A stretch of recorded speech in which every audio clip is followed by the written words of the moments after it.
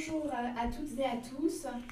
Bienvenue dans ce 13e petit déjeuner technique. Je suis Myriam Ferrier, chargée de mission rénovation chez Ecopolis. Ecopolis, c'est le centre de ressources pour le bâtiment et l'aménagement durable francilien. Notre mission est de promouvoir le changement des pratiques chez les professionnels de ce secteur pour réduire son impact sur l'environnement. Pour réaliser cette mission, nous avons 4 activités, des activités d'information, d'animation, de formation et d'accompagnement. Dans le cadre de nos missions d'information et d'animation, nous produisons des ressources que vous pouvez retrouver sur notre site internet. Nous relayons également les informations d'autres acteurs. Nous organisons des événements comme celui de ce matin. Nous avons également des activités de formation avec une offre de formation sur catalogue et sur mesure. Et nous accompagnons également les professionnels à travers plusieurs démarches. Les démarches bâtiments durables franciliens et quartiers durables franciliens, ainsi que la démarche Écrin, qui accompagne donc, vos projets sur les questions de qualité intérieure de l'air. Donc, pour participer à nos actions, vous avez 2 possibilités. Vous inscrire à notre newsletter qui est bimensuelle. Et vous pouvez également adhérer à notre association pour vous impliquer davantage, notamment dans nos groupes de travail et dans les événements que nous organisons pour définir leurs thématiques. Vous avez également la possibilité, à travers votre adhésion, d'avoir des réductions sur nos formations et des accès privilégiés à certains événements. Ce matin, nous sommes réunis pour un petit déjeuner technique qui s'inscrit dans le cadre de notre cycle réhabilité. C'est cette année la 12e édition et son thème, c'est la transformation des bâtiments obsolètes pour de nouveaux usages, la transformation et la réhabilitation. Donc, la conférence inaugurale de ce cycle s'est tenue le 24 janvier dernier à la Chapelle des Récollets. Le replay est disponible sur notre site et sur notre chaîne YouTube. Et donc ce matin, nous aborderons une thématique qui est celle donc, de la trame et de la structure sur des opérations de transformation. Le 21 mai 2025, nous aurons un 2e petit déjeuner technique qui portera plus particulièrement sur l'adaptation des façades. Puis le 13 juin, un 3e petit déjeuner technique sur les outils de la réversibilité. C'est-à-dire là, le petit déjeuner technique portera davantage sur comment concevoir des bâtiments neufs pour assurer leur réversibilité. Vous pouvez retrouver toutes ces informations sur notre site internet pour vous y inscrire. Voilà, ce matin, je suis très heureuse d'accueillir Pablo Katz et Pierre Esslink. Pierre Esslink, vous êtes ingénieur structure et président du bureau d'études Assemblage Ingénierie. Pablo Katz, vous êtes architecte DPLG et urbaniste, associé gérant de 2 cabinets d'architecture, Pablo Katz et Nodos. Vous êtes aussi architecte conseil, vice-président de l'Académie d'architecture, architecte conseil de l'État et architecte, consultant de l'AMIC. Exactement. Donc, dans un premier temps, Pierre, vous allez nous parler des problématiques à prendre en compte dans un projet de transformation, à la manière d'une checklist. Vous parlerez notamment des enjeux géotechniques, et ensuite vous focaliserez sur le bâti ancien, c'est-à-dire le bâti qui ne met pas en œuvre de béton armé.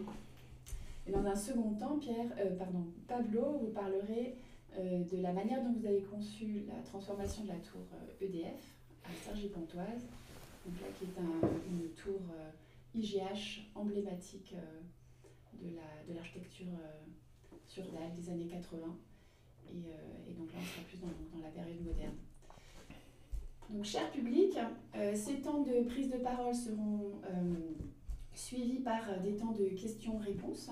Donc n'hésitez pas à écrire vos questions dans le chat et elles seront relayées à nos invités. Donc, cher Pierre, vous avez la parole pour une vingtaine de minutes, suivi d'une dizaine de questions. C'est parti, le timer est lancé. Très bien, merci Myriam, merci Ecopolis pour cette invitation. Bonjour à tous. Donc le sujet est vaste, mais je pense qu'on peut essayer de faire une revue de sujets importants à avoir en réhabilitation de bâtiments anciens. Alors j'ai plutôt axé sur les bâtiments anciens, et je veux bien avoir la première slide. Oui, ok. Donc là, il faut que je fasse comme ça. Voilà. Alors, très rapidement sur le risque géotechnique. Première chose à faire en ayant un projet qui arrive, c'est regarder les cartes de zonage de carrière et dissolution de gypse antéludien. Alors là, par exemple, c'est la carte d'Île-de-France, où on peut voir avec différentes couleurs les zones qui sont à risque. C'est des problèmes de sol qui sont profonds. Ça peut être 20 mètres, 15 mètres, ça peut être 60 mètres. Et l'Institut général des carrières l'inspection générale des carrières, va donner des avis sur les permis de construire et les déclarations préalables. Peut-être pas toutes les déclarations préalables. Mais ce qu'il faut avoir en tête, c'est que ça peut avoir un impact financier important et qui est déconnecté finalement de la descente de charge du bâtiment, ou en général déconnecté de la descente de charge du bâtiment. Mais quand ça tombe sur un projet qu'il n'a pas anticipé, ça peut faire mal. Une autre carte très intéressante à regarder assez systématiquement, en plus elles sont extrêmement belles ces cartes, c'est l'Atlas des carrières souterraines, qui est maintenant disponible en ligne. Là vous voyez aussi l'Île-de-France avec les petits rectangles, chaque petit rectangle est une superbe carte illustrée avec les différents niveaux de carrière. On peut voir en rouge des piliers de confortement, on peut voir différents niveaux de carrière souterraine, et on peut aussi voir qu'il y a des bâtiments qui ne sont pas confortés, et que si jamais on intervient sur ces bâtiments-là, on va avoir un sujet de sol profond. Ça va être de l'injection, ça va être des piliers maçonnés, mais ça va être surtout, pour le maître d'ouvrage, de l'argent. Et ça, ce qu'il faut avoir en tête, c'est que ce n'est pas forcément lié à la descente de charge. On peut avoir un projet où vous n'augmentez pas les charges, et vous devez quand même intervenir en carrière, parce qu'il y a une sorte d'obligation aujourd'hui de remise en conformité et de sécurisation des sols. Mais vous pouvez aussi combiner les deux sujets, c'est-à-dire avoir du sol de carrière à conforter et des fondations à renforcer. L'un n'exclut pas l'autre. Donc là, il y a différents cas. Il y a parfois, vous pouvez valider votre projet sans avoir à faire appel à un géotechnicien. Dans les cas les plus simples, c'est quand vous avez un bâtiment qui est en bon état, qui ne présente pas de désordre lié à un mouvement de sol, pas de fissures diagonales sur les façades, le bâtiment n'a pas bougé à cause du sol. Et vous avez une descente de charge qui augmente de moins de 10%, et puis vous avez le bâtiment là, qui est là depuis un certain temps. On va dire un certain temps, ça doit être au moins 10 ans. Qui dit que le sol en dessous des fondations a commencé à avoir un peu de surconsolidation. Mais c'est vrai que typiquement, on ne vient pas rajouter des charges sur les bâtiments qui ont juste 10 ans. Souvent, on vient intervenir sur des bâtiments qui en ont 100, 50, etc. Donc là, peut-être que vous pouvez passer à côté de l'étude géotechnique avec une étude d'ingénieur structure comme moi qui fait une descente de charge et une discussion avec le bureau de contrôle. On vérifie que tout le monde est d'accord. Voilà. Par contre, il y a des alertes. Si le bâtiment présente des désordres liés à des mouvements de sol, des fissures diagonales ou des désordres, là vous avez besoin de regarder d'office. Si vous augmentez trop les fondations de plus de 10%, là effectivement il faut de toute façon aussi rejustifier. Et si vous changez les trames, si vous ajoutez des nouveaux porteurs, si vous faites créer des fondations nouvelles, évidemment aussi. Et donc, vous pouvez avoir vos rapports de sol qui peuvent traiter à la fois du sujet des fondations du bâtiment et des sujets de carrière ou de dissolution de gypse plus profonds. Voilà. Après, il y a une petite classification, il y a un jargon avec les géotechniciens, c'est le G5, c'est le diagnostic géotechnique, que ce soit des fondations ou des carrières ou du gypse plus profond. La conception géotechnique, ça va être la G2AVP, G2 Pro. Et puis après, en chantier, il y a une distinction subtile entre la G4, qui est le suivi par l'ingénieur géotechnicien de conception de ce qui se passe sur chantier, et ce qu'on appelle la G3, qui est une sorte d'étude d'exécution qui est à la charge de l'entreprise. Donc avec une sorte de miroir de la maîtrise d'œuvre entre le BET structure de conception, par exemple, et le BET structure d'exécution. Tout ça, c'est obligatoire, mais c'est vrai qu'en pratique, la panoplie complète, elle est quand même réservée. Moi, je pense qu'il faut le faire systématiquement quand il y a des fondations profondes ou des sujets de carrière. Alors maintenant, très rapidement, c'est la typologie des constructives anciennes. Donc là, vous voyez, il y a des cartes aujourd'hui qui sont disponibles. Et si on zoome, comme France Pixel ou Bâti Paris, mais c'est France Pixel, c'est dans toute la France, vous pouvez avoir, avec ces couleurs, chaque couleur et une date de construction du bâtiment. Donc même si vous n'avez pas de date du bâtiment sur la façade, de DO, d'informations plus précises, vous pouvez parfois vous repérer simplement avec cette carte. Et ça vous donne des informations. Ça, par exemple, c'est une jolie carte Bâti Paris. Tous les bâtiments affichés sont d'avant 1939, oui, c'est ça, d'avant 39.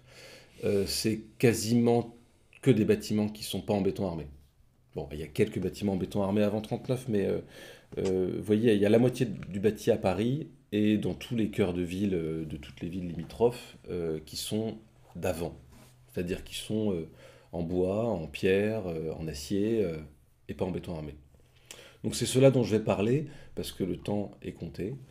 Alors j'ai mis que des illustrations qui viennent d'un super bouquin qui s'appelle Le Guide du diagnostic structure, qui a été édité par l'Agence nationale pour l'amélioration de l'habitat, l'ANA, de 84.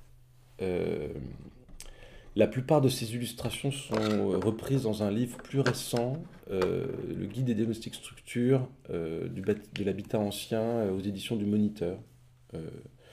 Voilà, donc là vous avez différents exemples de planchers bois.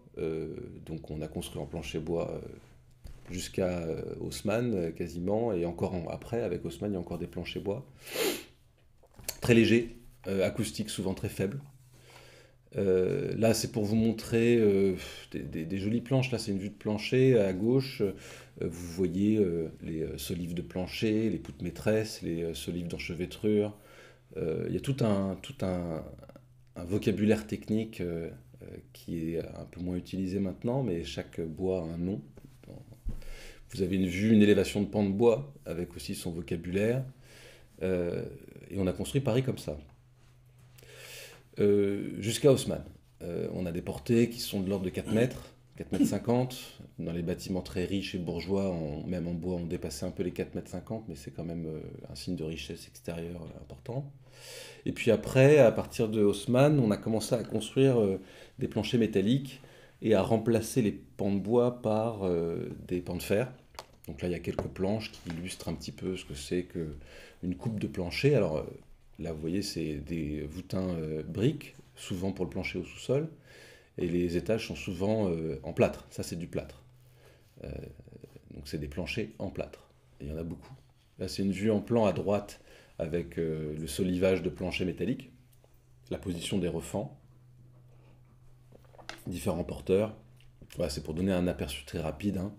Mais ça, c'est ce qu'on rencontre dans la moitié du bâtiment parisien, ce genre de construction. Vous avez un pan de fer, ça c'est le refend central, avec des remplissages, les remplissages qui tiennent les fers au flambement, plein de détails d'époque qu'on retrouve dans les bâtiments. Voilà, donc c'est...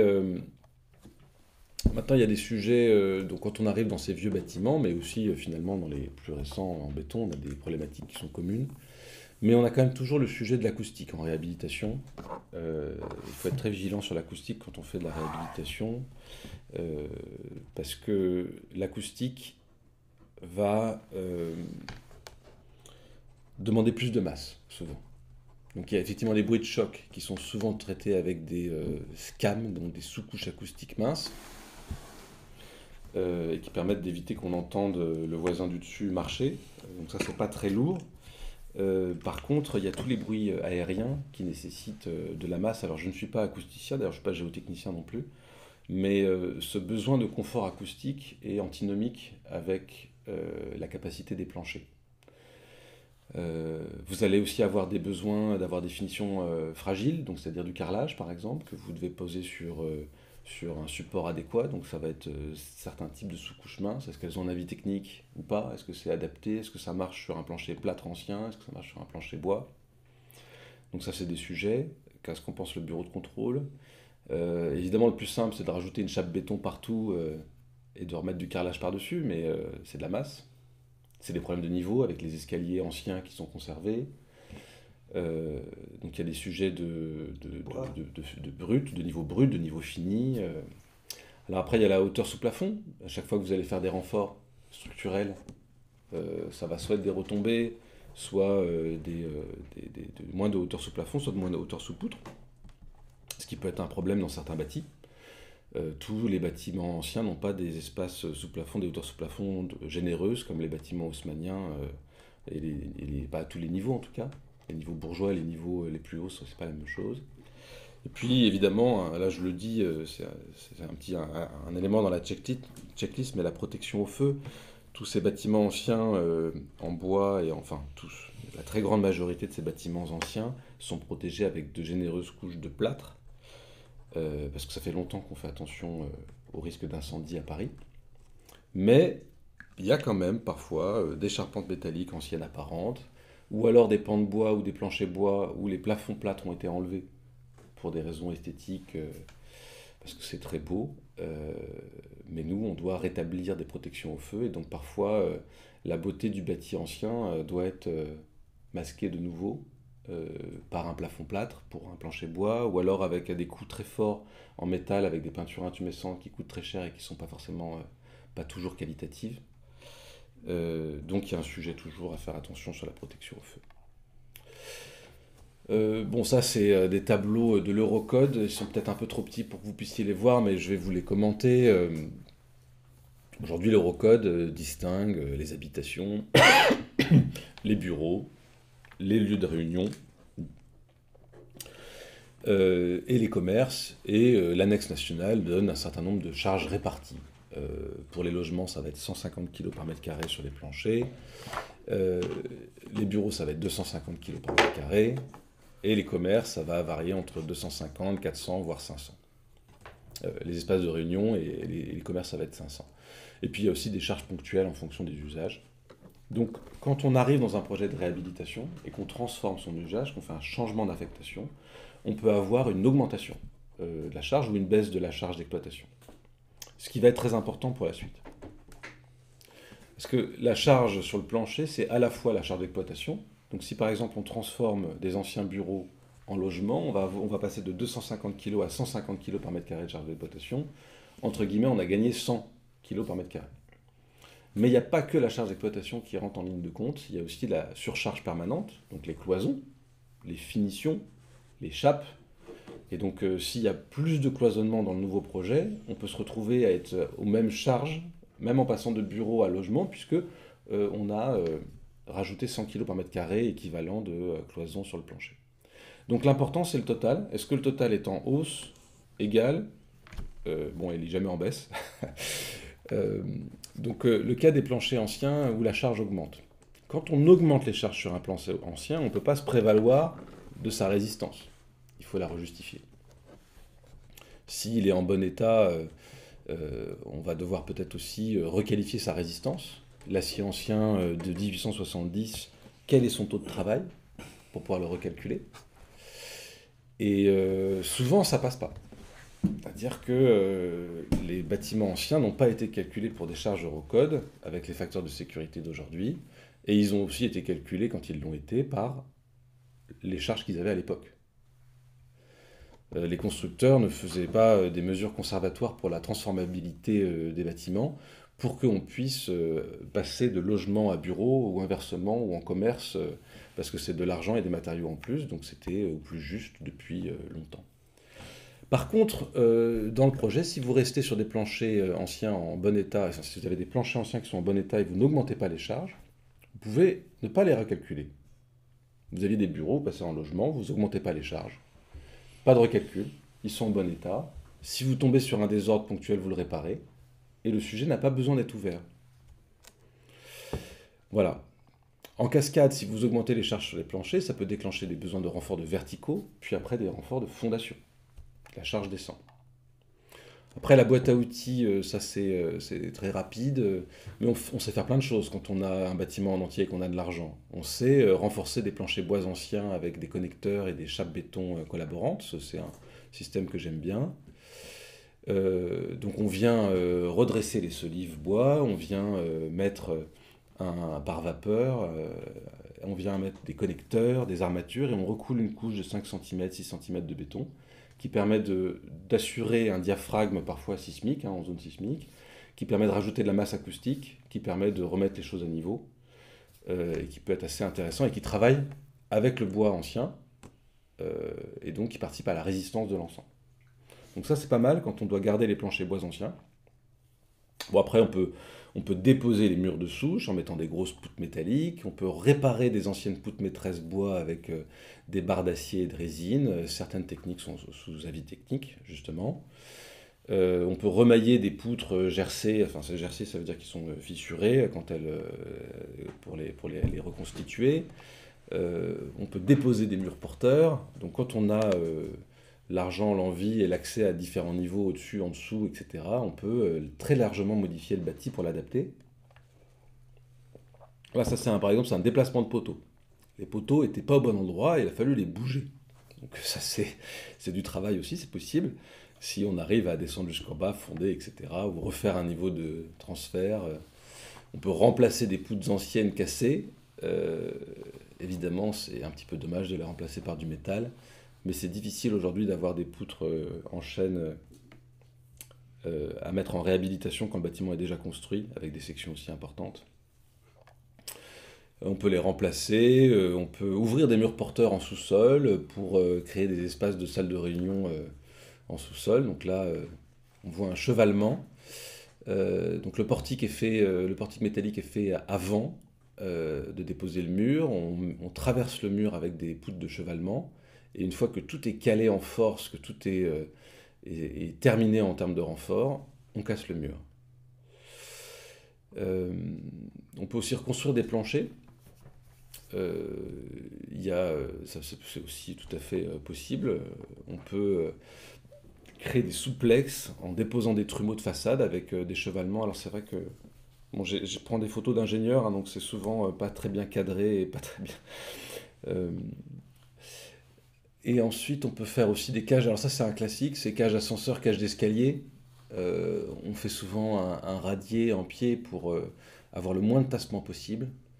Et on démolit de haut en bas, on remonte de bas en haut et on repose toutes les structures existantes sur cette nouvelle cage en essayant autant que possible de maîtriser les tassements.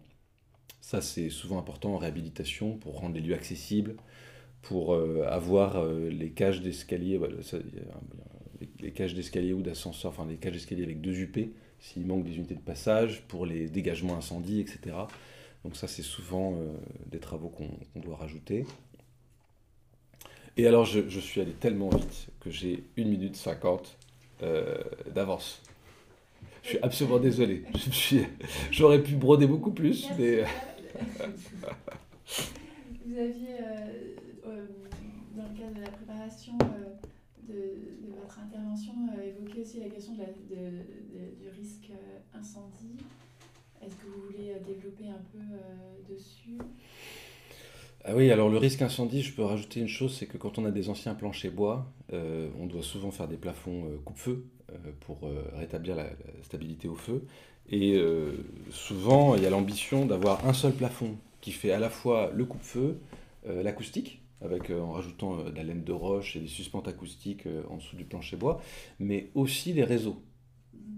Sauf que là, c'est souvent des problèmes en chantier, avec les pénétrations des réseaux qui rentrent et qui sortent les spots à travers des parois coupe-feu. Et donc parfois, on est contraint d'avoir des doubles plafonds. Le plafond coupe-feu et acoustique, par exemple, et en dessous, une sorte de faux plafond esthétique et réseau. Et donc ça devient assez rapidement des machines à gaz, quoi. Parce que le double plafond, c'est pas mal de boulot, ça peut commencer même à mettre un petit peu de charge. Et puis après, il y a les peintures intumescentes sur les éléments métalliques, qui peuvent être des budgets très importants. Il peut y avoir le flocage aussi. Quand on a du métal, on peut aussi avoir des solutions par flocage. Mais c'est des choses qui prennent de la hauteur sous plafond, des coûts. Et voilà, enfin, après j'ai enfoncé dans cette réunion beaucoup de portes ouvertes, mais la checklist de ces bâtiments en réhabilitation, elle est longue quand même. On a vite fait de se concentrer sur un sujet et de parfois louper un des éléments de la checklist. Merci Pierre. Je vais regarder les questions qui vous ont été adressées. La première question porte sur la classe des carrières souterraines. Est-elle disponible en ligne pour l'ensemble du territoire métropolitain? Non. Non, ça c'est maintenant cette carte elle est exceptionnelle pour l'Île-de-France, mais par contre il y a des cartes partout. C'est juste que l'accès, il faut il faut le demander, il faut se renseigner localité par localité. Merci. Mais les cartes de l'IGC ne couvrent pas la totalité. De l'Île-de-France, oui. Il y a des secteurs, même dans Paris, qui ne sont pas parfaitement répertoriés. Ah oui, alors Donc, ils peuvent. vous avez tout à fait raison. En Île-de-France, il y a donc des cartes de toutes les zones de carrière, mais il y a des zones où ils ne savent pas vraiment Ils ce qui savent se pas. passe. Et donc, ils profitent des locations des projets pour progressivement compléter les cartes de l'IGC. Tout à fait. Et puis, ce qui est blanc dans la carte de l'IGC, ça ne veut pas dire qu'il n'y a rien. Ou qu'il n'y en a pas. Voilà, ou qu'il n'y en a pas. Il faut être vigilant. Dans les zones de carrière, la zone blanche, c'est la zone où on ne sait pas. C'est pas la zone où il n'y a rien. C'est ça. Effectivement, il y a plein de subtilités. Peut-être que le site donne des clés de lecture aussi, une légende, enfin on peut... Oui, il y a des... sur cet atlas, là, vous téléchargez n'importe quelle carte. Il y a la légende détaillée avec les niveaux des carrières, les différents niveaux de carrière ou de dissolution de gypse. Et elles sont mises à jour de temps en temps, D'accord. tous les Merci. 10-15 ans. Nous avons également une question sur le fait d'utiliser de la terre crue en enduit, sur les cloisons, et donc j'imagine sur le poids que ça pourrait rajouter. Est-ce que... Alors sur un enduit, je ne saurais pas me prononcer, mais effectivement, les cloisons lourdes sur les planchers, c'est en réhabilitation, c'est quelque chose qui va déclencher des renforts. Donc soit ça veut dire qu'on va mettre des poutres ponctuellement, des réseaux de poutres en dessous des cloisons lourdes. En tout cas, on va vite, si on a des solutions massives, donc en terre pleine, en BTCS par exemple, on ne va pas pouvoir couper au recalcul du plancher. Et donc potentiellement à exploser le bilan carbone de l'opération, parce que quand on transforme un plancher bois ancien avec un plancher renforcé dans tous les sens, ça a effectivement un point carbone. D'accord, intéressant. Je vous remercie. Il y a une autre question sur la manière de résoudre les difficultés d'accès à différents engins à un chantier en secteur ancien à voirie étroite et réglementée. C'est un sujet qui est un peu hors périmètre de la question pure de la structure. C'est une question très intéressante. On a des problématiques d'accès à Paris qui sont super importantes. Et moi j'ai des projets où on a eu 300 000 euros de base vie parce qu'il faut la mettre sur portique métallique, qu'il faut floquer, qu'il faut fonder sur micropieux à travers des réseaux parce qu'en plus il y a des choses en dessous. Pour pouvoir mettre une base vie et du stockage, parfois les coûts d'accès à un chantier sont énormes parce que c'est enclavé. Et ça augmente tous les prix unitaires et effectivement la question de l'accès on se la pose dès le départ parce que c'est pas les mêmes prix. Si on doit venir avec que des tout petits véhicules ou les porter, évacuer les gravats avec des sacs quoi. Oui, donc à anticiper en amont de la... Ça peut avoir un lourd impact sur l'économie d'un projet. Oui. Dernière question, comment pouvez-vous vérifier la qualité des éléments de bois anciens? Avez-vous du matériel de test que vous faites sur place? Alors non, enfin oui, si, un burin, un marteau et un burin. Donc en fait, ce qu'on fait, c'est que moi, on tape dedans, on voit la partie qui est molle, on a perdu quoi, 10%, 20%, 30% de la section. Et par ailleurs, il y a aussi une méthode de qualification visuelle de la qualité des bois, dont là le nom, la référence m'échappe maintenant, mais en fonction du nombre de nœuds et la qualité visuelle des bois, on peut la classer. Mais ce qu'il faut voir, c'est qu'à Paris, quand même, globalement, la plupart des bois, c'est du feuillu, c'est du chêne. Et si on est en D18, on est conservatif et on est peut-être en D24 facilement. Et je pense que si on les testait, on serait souvent en D30. Donc il y a une marge d'appréciation et ça, si le projet, on doit recalculer les planchers et qu'on est à pas très loin, on a envie peut-être de qualifier les bois plus précisément pour réussir à les faire passer au calcul. Mais on a mis la main dans une machine, quand on en est là, c'est qu'on a mis la main dans la machine de rejustification. Très bien, merci. Voilà. Pablo, je vais passer la parole. Vous allez nous parler donc de la manière dont vous avez conçu la transformation de la tour EDF à Cergy-Pontoise. La parole est à vous.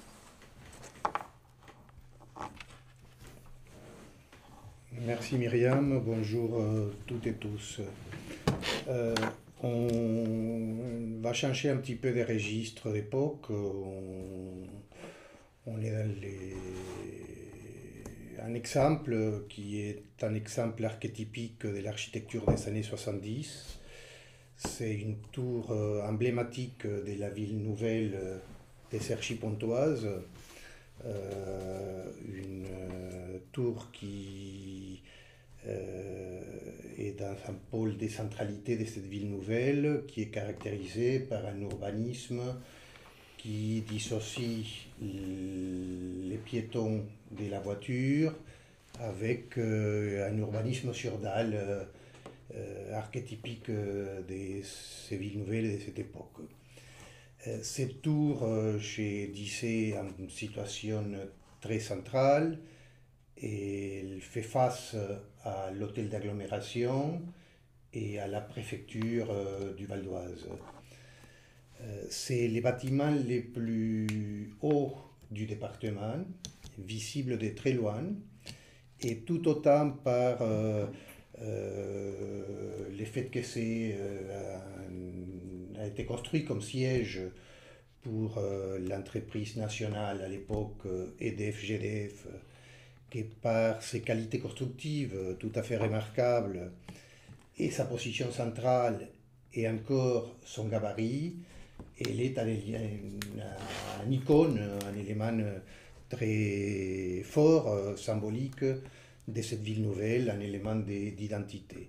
Donc sa restructuration prend en compte les programmes, les projets de transformation, devait pour nous prendre en compte cette dimension symbolique et malgré un changement des fonctions, d'affectation, il était important pour nous d'identifier et de conserver un certain nombre d'éléments qui participent de son identité.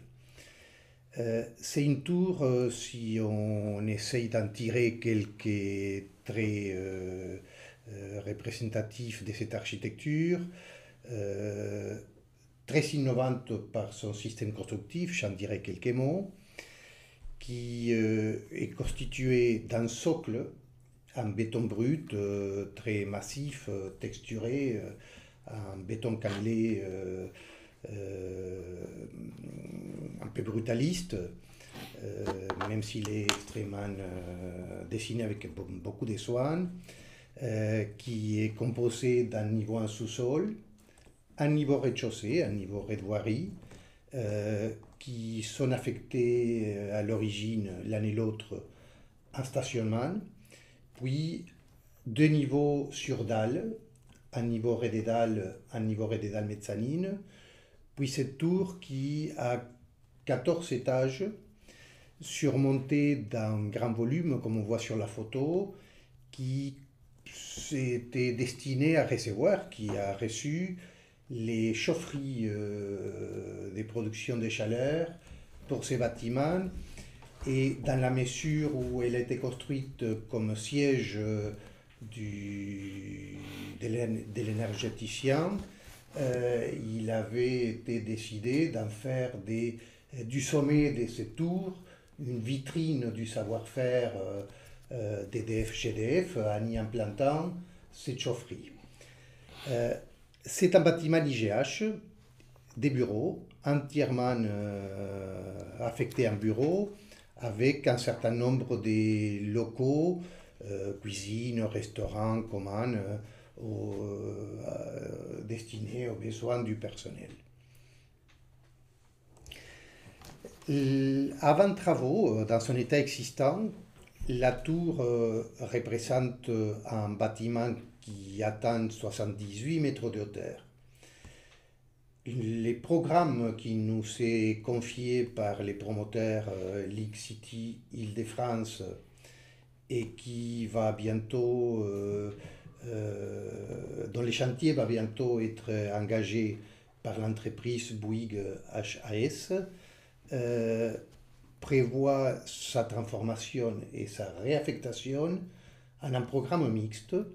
On voit ici en jaune la tour proprement dite qui va être réaffectée à résidence pour étudiants, une résidence pour étudiants de 240 lits, 240 studios, et puis dans les socles, les niveaux en sous-sol, les niveaux R-1, il est conservé en parking, mais les niveaux rez-de-chaussée qui étaient également affectés en parking, qui est un niveau voirie automobile, va être totalement réaffecté de manière à ouvrir des façades qui aujourd'hui sont complètement étanches, closes, puisque c'était du stationnement, pour l'ouvrir sur la rue dans le cadre d'un projet urbain de récupération de l'espace public et de transformation de ces centres de villes nouvelles. Et donc l'objectif, c'est que les programmes qui se logent à rez-de-chaussée puissent participer d'une requalification de l'espace public anciennement affecté à la voirie. Donc on a des commerces essentiellement sur les rez-de-chaussée, des restaurants, des salles de sport, des programmes différents types de RP.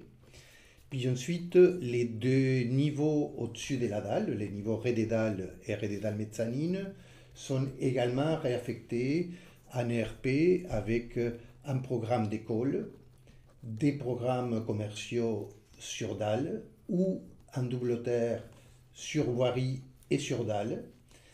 Et également, on voit ici en rouge, il y a des part et d'autre de la tour deux plots dans ces socles. Un plot du nord qui est conservé à l'identique, restructuré, il y a un changement d'affectation, il est réaffecté en école, mais on conserve les bâtis existants et on les rénove. En revanche, les plots sud qui accueillaient des restaurants, des cuisines, qui étaient extrêmement épais, mal éclairés, et déconstruits et reconstruits. Ça nous permet également de créer un patio, d'introduire de la végétalisation dans un site extrêmement minéral.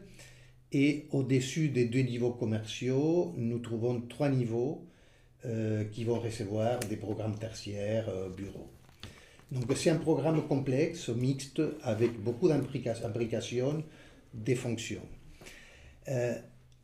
La tour aujourd'hui est en IGH et la réaffectation en logement nécessite de déclasser cet IGH et donc de considérer que les derniers niveaux accessibles doivent être à une cote n'est pas dépassant les 50 mètres par rapport au niveau de la voirie, les niveaux considérés pompiers, les niveaux d'accès des pompiers. Et donc ça nous impose d'écrêter la tour, donc de supprimer la chaufferie qui est placée en attique au sommet, et également 4 étages courants pour pouvoir supprimer toutes les contraintes extrêmement coûteuses de gestion d'un bâtiment IGH. Cela impacte la silhouette, l'image, ses proportions, et donc nous avons profité d'une contrainte liée à cet écrêtement, à savoir que les planchers sont précontraints, tous les dalles sont précontrantes. C'est une tour champignon avec un noyau central et des planchers en porte-à-faux qui sont précontraints et que donc, quand on allège les poids en haut de la tour, les planchers ont tendance à se soulever. Et donc, il nous fallait ramener du poids.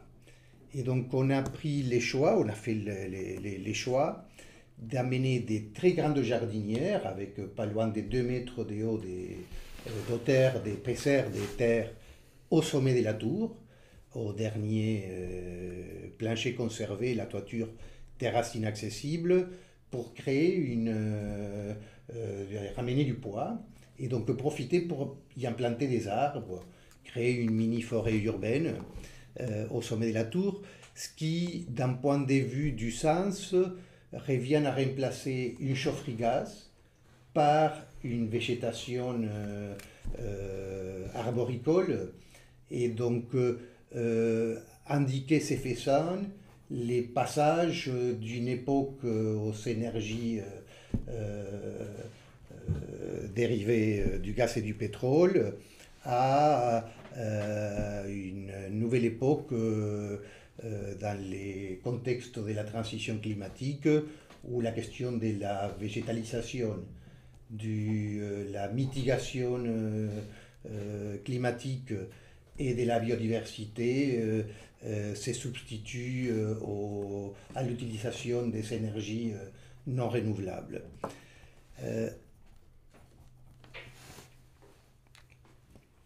Un autre moyen de compenser l'allègement des planchers, c'est de renforcer les charges sur l'enveloppe. Et donc, nous avons été obligés de créer des allèges maçonnés. On les voit ici, à gauche la coupe de l'état existant et à droite l'état projeté, où on doit amener de la masse pour chercher les planchers, alors qu'on aurait aimé pouvoir conserver cette expression des façades extrêmement légères dans les projets. C'est plutôt charger la façade. Mais il faut chercher la façade. Plutôt que les planchers, c'est la façade que vous chargez. C'est chercher la façade.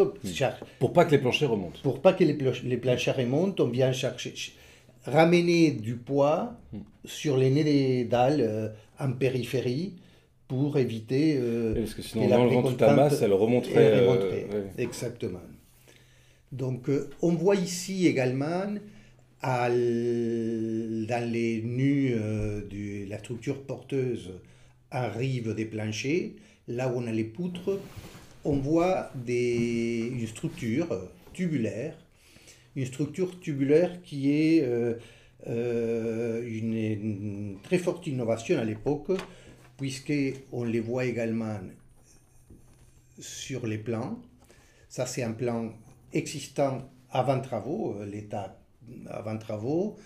On voit les structures tubulaires en périphérie, comme ce sont des planchers en porte-à-faux, et donc une structure avec un noyau central et une tour avec cette silhouette que j'ai présentée, champignon, avec des planchers en porte-à-faux.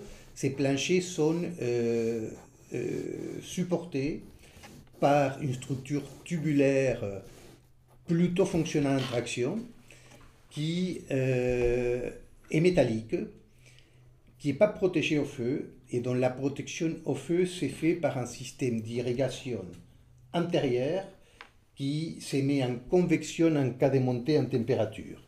Alors ce système qui n'a jamais eu à fonctionner, heureusement, il est très difficile aujourd'hui de savoir comment il fonctionnerait si un incendie venait à se déclencher, et donc il a été décidé de condamner ces fonctionnements par irrigation de la structure tubulaire et de protéger au feu ces structures en périphérie avec une protection du type Promat la plus mince possible pour ne pas épaissir cette structure. On voit que c'est des plateaux de bureaux avec un noyau central, 2 batteries d'ascenseur, 2 noyaux d'escalier et un système de poutrelles métalliques extrêmement tramées. On voit ici des cloisons qui sont extrêmement modulaires, des cloisons légères qui varient en fonction des besoins de chaque plateau de bureau. Notre projet prévoit la conservation du noyau central, la conservation des planchers, de la structure métallique qui est traitée au feu, comme je l'ai dit, par des plaques de promates, mais tout est curé absolument, c'est-à-dire que toutes les cloisons, les façades sont déposées, et donc on retrouvera lors des démolitions, du curage et des amiantages, les noyaux en béton, les dalles en béton, c'est des dalles d'assez minces, des 13 cm d'épaisseur, et les structures métalliques en périphérie. Et là, on a un conflit qui répond bien au thème à la thématique de ces webinaires, qui est les conflits lors d'un changement d'affectation, d'un changement d'usage entre les structures existantes et la trame rendue nécessaire par les nouveaux programmes. On a 24 studios par niveau. On voit ici la trame des studios et ces trames qui nécessitent d'être optimisées, si on a 2 studios de moins par niveau, on a 20 studios de moins sur les programmes, donc presque 10% du programme disparaît et donc l'équilibre du bilan ne fonctionne plus. Et donc c'est une opération dont les coûts de démolition, de désamiantage sont lourds. Et donc il faut, par ailleurs, il y a un programme avec des studios des 18 mètres carrés, et donc il faut respecter les surfaces programmatiques.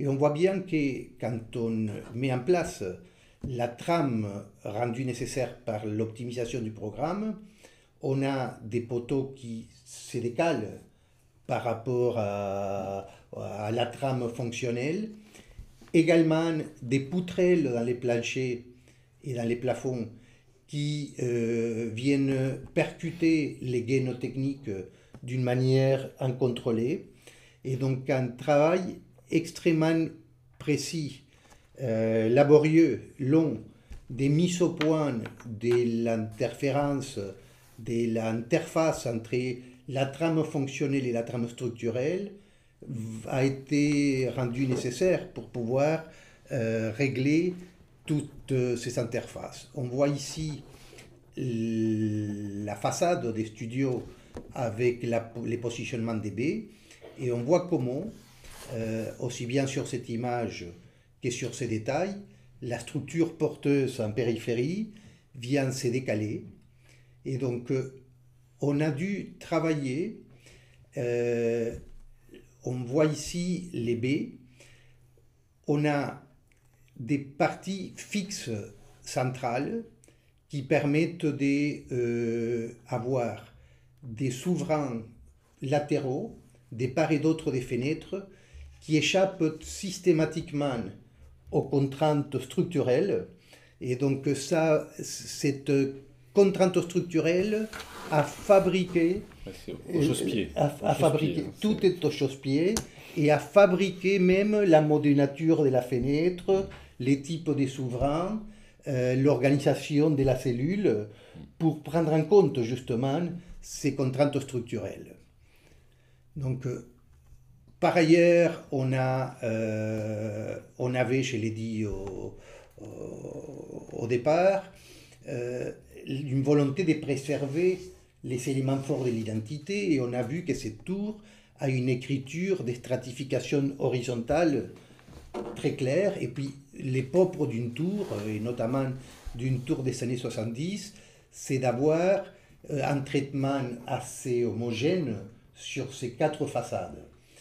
Et on avait, par les biais d'un certain nombre des données inhérentes au projet fonctionnel, soit parce qu'on voulait avoir des circulations éclairées naturellement, soit parce qu'on a des studios d'angle, on avait des accidents qui venaient intervenir sur la façade.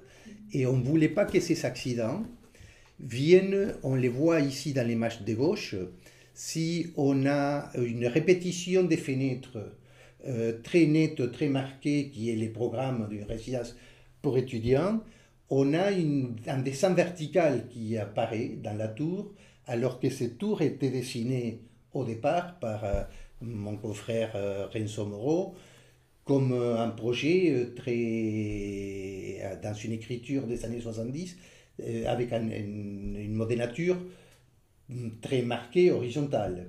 Et donc on voulait éviter cet empilement des fenêtres identiques et renforcer la lecture des stratifications horizontales. Et c'est par le biais d'un système de volets coulissants, on les voit sur l'image de droite, qu'on vient brouiller la superposition des baies verticalement pour accentuer la lecture d'un registre très horizontal et éviter cette superposition qui aurait marqué fortement un registre vertical. On voit la façade à gauche avec cette écriture très horizontale et la façade à droite également, dans laquelle on retrouve, malgré l'empilement des fenêtres identiques, ces registres verticaux. Alors je ne peux plus passer.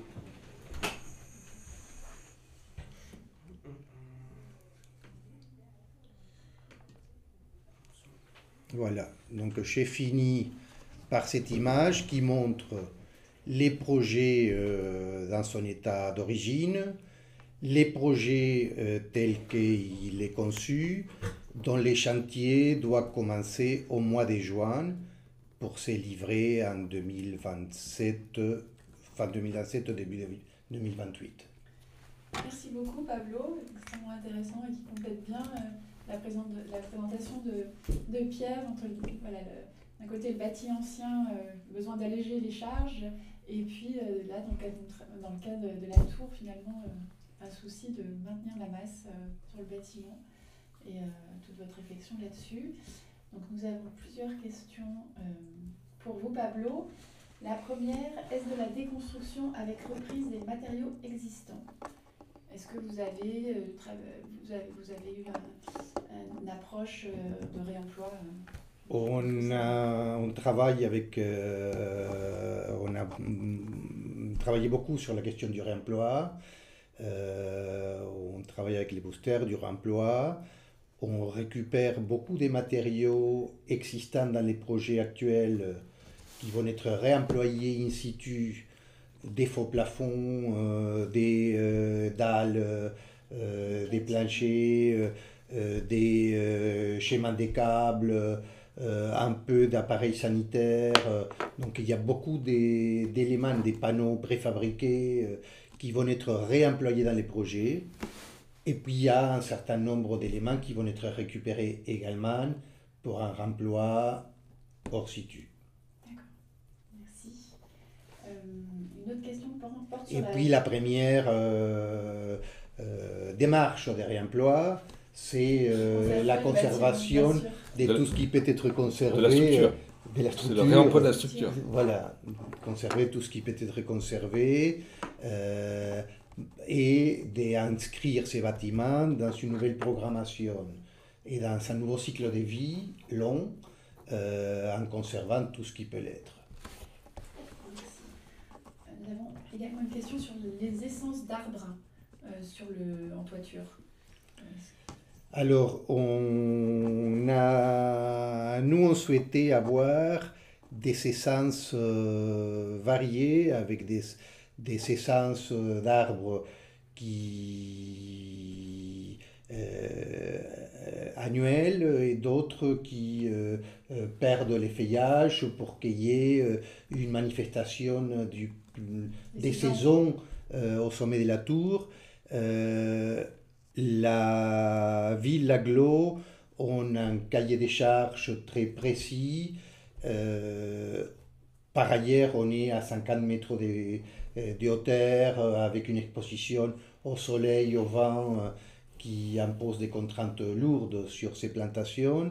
Donc on est en train de travailler encore sur la définition des espèces, mais on habille cette forêt dans une enceinte en métal déployé pour éviter que des branches ou des feuillages puissent être balayés par les vents.